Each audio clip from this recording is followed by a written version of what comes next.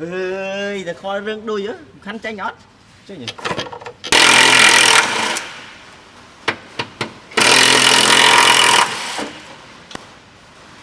tiền không môn này là bốt ở xa này anh ấy lãng lên này nó buông đi mà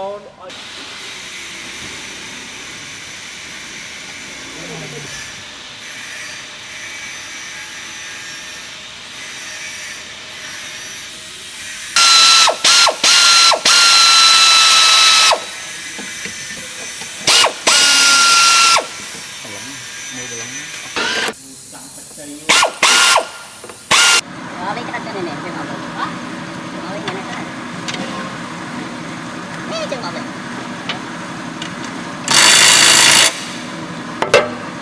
tôi đó để cắt đó vài chân đây vài chân mấy cắt bằng một tuột đó à lấy lại nhà nữa mấy cái lấy này không có cái nát đó mấy rồi tôi cho này rồi ra đi tao rồi tôi ra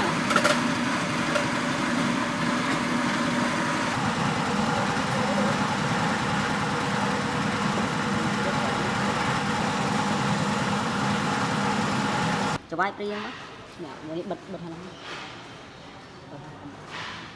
nó vai bật riêng lật vào giống này thế mình tính đâu rồi mua này mua hai rồi mua hai hôm nay đã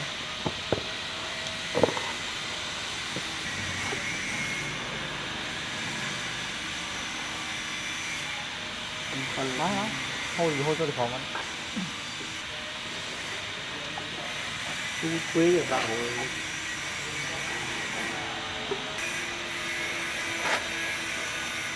hai tiếp này được tự làm đấy à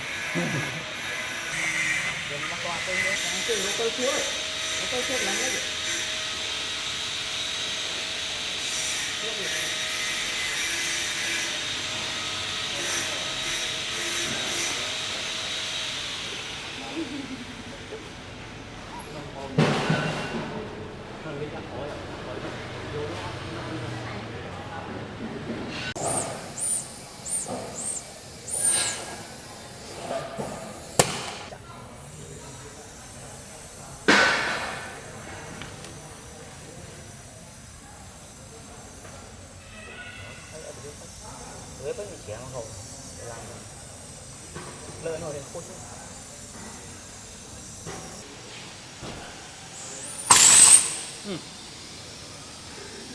tiếp tay bọc mông mò đó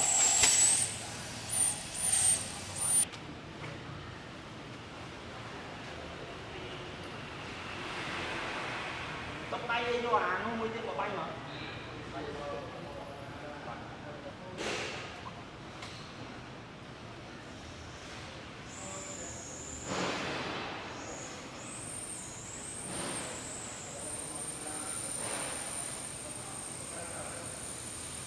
bông rồi.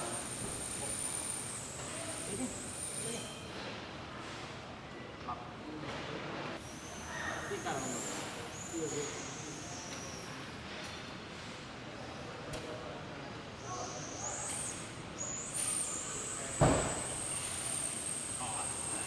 Lên nằm.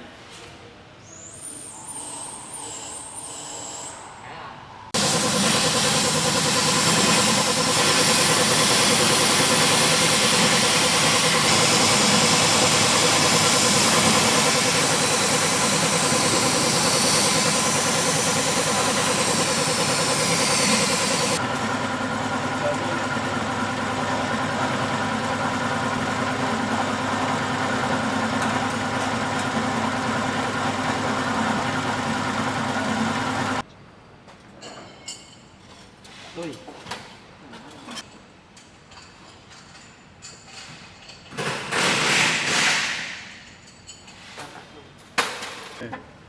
Đuôi là hai gì?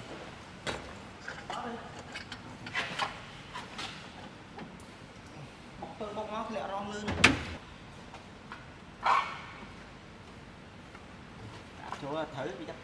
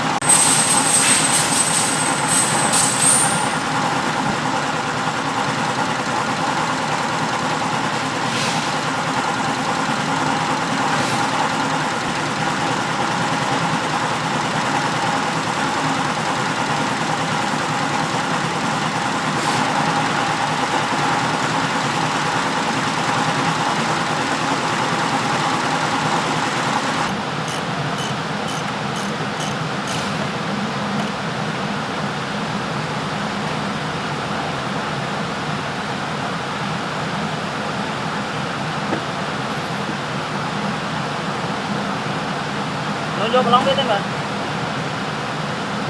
quay